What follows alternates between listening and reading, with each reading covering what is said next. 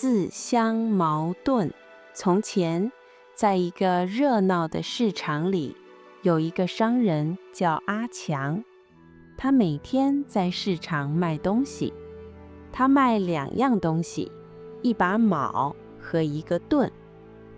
矛是一种武器，可以用来攻击别人；盾也是一种武器，可以用来保护自己。那天，市场里有很多人，阿强想卖更多东西。他站起来，大声说：“来看，来看，我的盾是天下第一盾，什么都不能打破它。刀不行，矛不行，什么都不行，我的盾最厉害。”很多人走过来看，他们看了看那个盾。一个老人问：“真的吗？什么都打不破？”阿强说：“对，绝对打不破，我保证。”大家都很惊讶，有人点头，有人摇头。然后阿强拿起他的矛，又大声说：“来看，来看，我的矛是天下第一矛，它可以打破任何东西，铁打不住它，石头也打不住它，没有什么可以挡住我的矛。”人群里有一个小孩，他叫小虎。小虎听了，觉得很奇怪，他拉了拉妈妈的手，小声问：“妈妈，这个叔叔说的对吗？”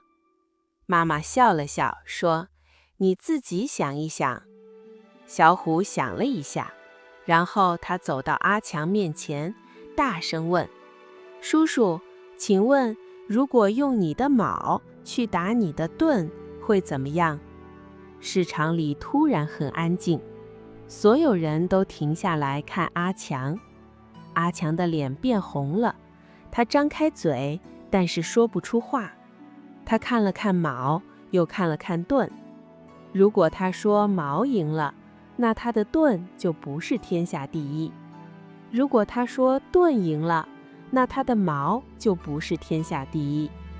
他2个都说过是天下第一。阿强站在那里，一句话也说不出来。旁边的人开始笑。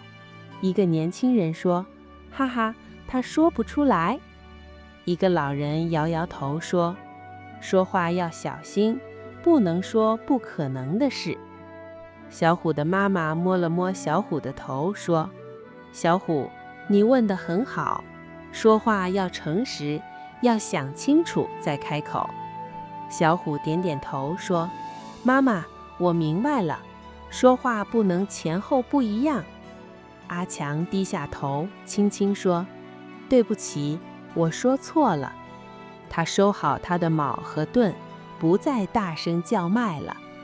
从那天开始，阿强说话更小心了。他不再说天下第一了，他只说：“我的矛很锋利，我的盾很坚固，欢迎来试试。”生意反而更好了。